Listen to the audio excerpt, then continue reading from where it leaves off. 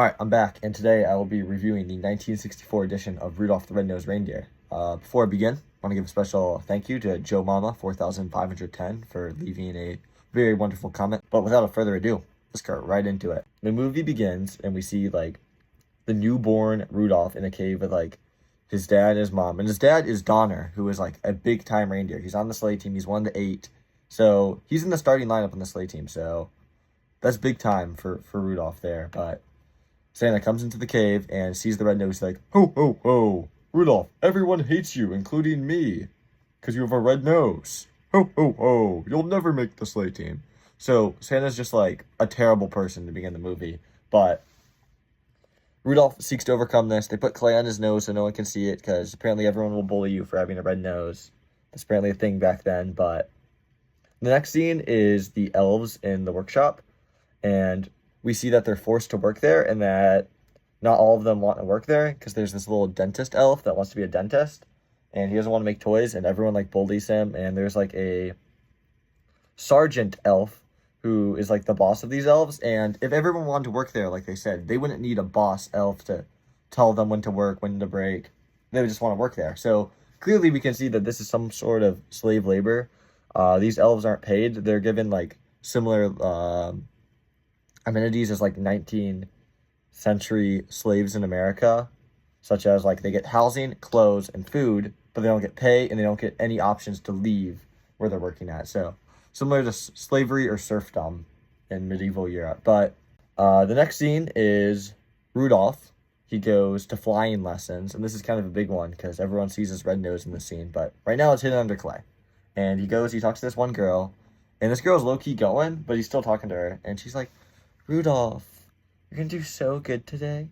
You're the hottest reindeer. And Rudolph doesn't know to talk to girls, so he's like, I'm not gonna do good today. Do you want to go on a walk with me?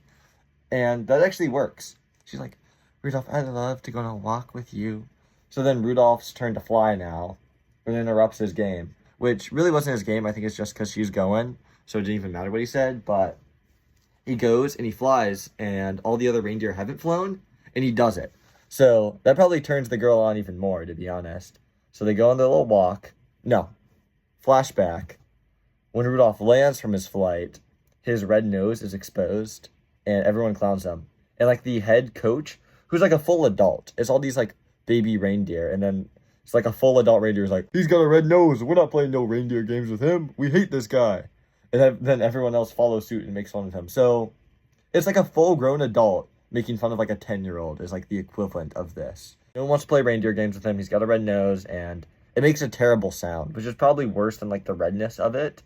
It's just the sound that it makes. It's the worst. But he then walks with that doe, and he's like, Rudolph, I want to go back to your cave.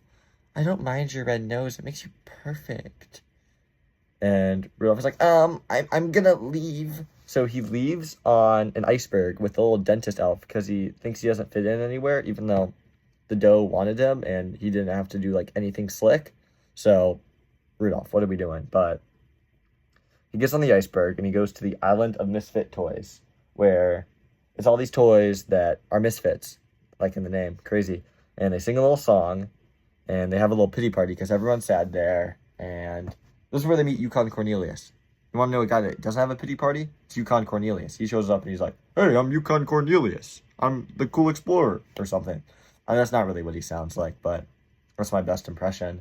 So Yukon Cornelius pairs up with the dentist elf and Rudolph, and they stay the night at the island of misfit toys. They ask this little lion guy, they're like, can we stay the night?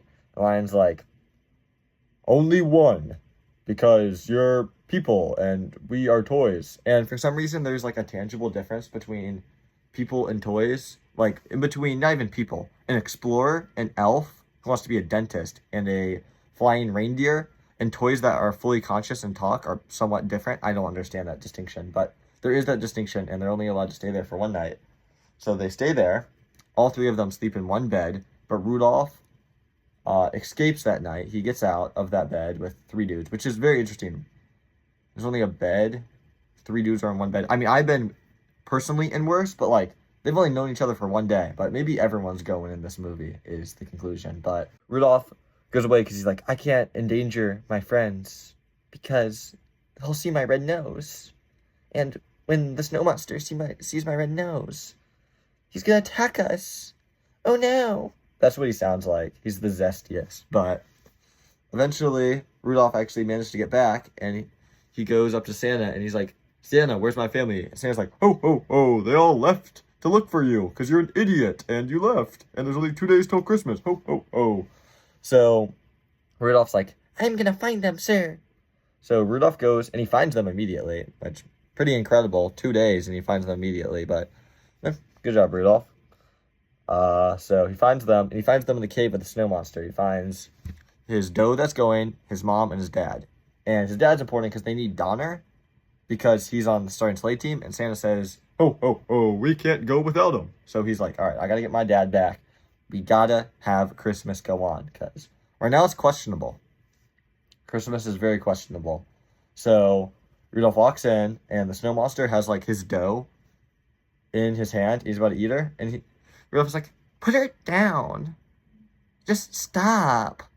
And the monster actually does, and Rudolph makes, like, a decent move on the monster, and gets, like, the monster, like, turned around, and then has the weakest attack. At this point, when the monster's turned around, and I think he's fallen down, they easily could have run out and escaped, or they could have flown out. I don't know if women can fly as reindeer. That's another thing. I've never seen a woman reindeer fly. Only dude reindeers have flown. I wonder. There was the woman reindeer at the, like, flying practice earlier, so maybe they can, but she might have just been there to, like, get with Rudolph. I don't know. So, they don't escape, and they're all trapped, but Yukon Cornelius is back, and the dentist is back. So, Yukon forms a little plan, little dentist elf makes little pig noises, and that actually works. The snow monster is attracted to the pig noises, and they push a boulder on it.